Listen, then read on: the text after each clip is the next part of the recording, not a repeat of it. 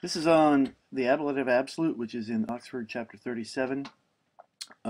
Briefly, an ablative absolute is a new use of the ablative. It's a phrase consisting of at least two words, both of them in the ablative, usually a noun and a participle. And in this video, we're going to look at three types of ablative absolutes. Down here we see type 1 is a noun and a present participle. The example that's in the cartoons for chapter 37 is Sole Oriente. In this type of ablative absolute has a noun in the ablative and a present participle that agrees with it. Present participle right there that agrees with it. To translate in the most literal way, we use our use of the ablative. We know that ablatives very often are with, so what we're going to say is with, and if we're going to be general about it, with the noun verbing. So what we're going to have here is with the sun rising. Sole Oriente, with the sun rising. As with any other participial phrase, we can turn the phrase into a subordinate clause by using when or since or while if it's a present participle. Note that who or which won't work in an ablative absolute. So if we are going to turn this into a nicer translation, a less literal translation, we could use one of the following.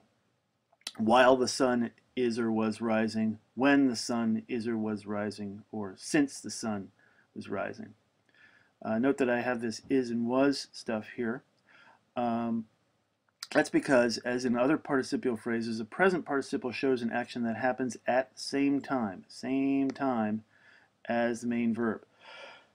So in the examples above, if the main verb is present, we're going to use is, because the sun is rising at the same time, and it's present tense. If the main verb is a past tense verb, we're going to use was. Let's go to the next one. Type 2 is a noun and a perfect passive participle. So a noun and a perfect participle. The example in your cartoons is armis indutis. So a literal translation, we're going to use the with the noun having been verbed. With the noun, with comes from the ablative. The having been from the fact that it's a perfect passive participle. So here we're going to have with their arms having been put on. So again, we can turn these into subordinate clauses, but because it's a perfect participle, we can't use while, but we can use after. So other smoother translations would be when their arms were or had been put on, after their arms were or had been put on, or since their arms were or had been put on.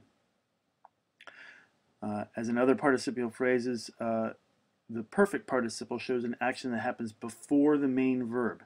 So in the examples above, if the verb is present, then we use were. Right?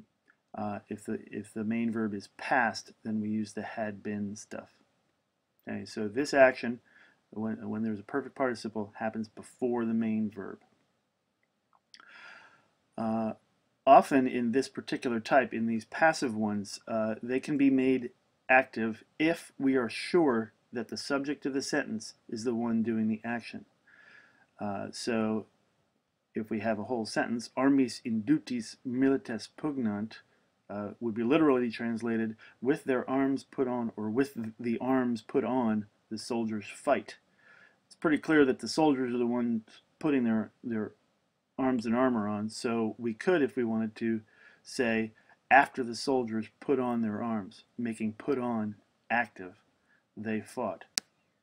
I don't want you to do this carelessly, and you need to know when you make something active, so I will actually ask you, what did you do when you translated that?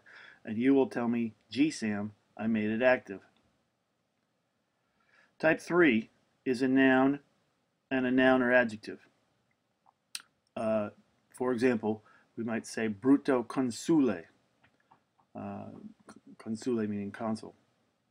Caesare mortuo would be another one. So consule is a noun, mortuo the adjective. So the literal translation for these is with the noun, as or being, and then the noun or adjective. So These two examples would be with Brutus as consul, or with Caesar being dead. Note that you don't necessarily have to have the being there. With Caesar dead.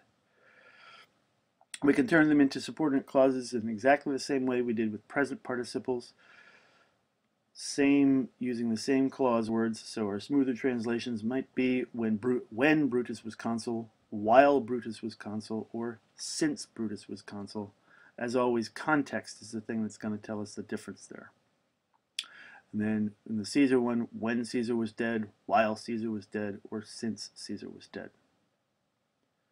So to summarize, know the three types of ablative absolutes and their translations. Note that all of them begin with the noun. With the noun. See right here. With noun, with noun, with noun. Right? So that's the regular pattern with an ablative absolute. So when you have a noun in a present participle, with the noun verbing.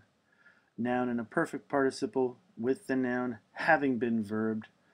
And with the noun in an adjective, with the noun as or being, noun or adjective. That's it for this one. Those are the basic types. Recognizing them and translating them are the keys, and this will go a long way to helping you do that. A couple other points we need to talk about. What does absolute mean, and what do you do when you have a deponent verb? Thanks.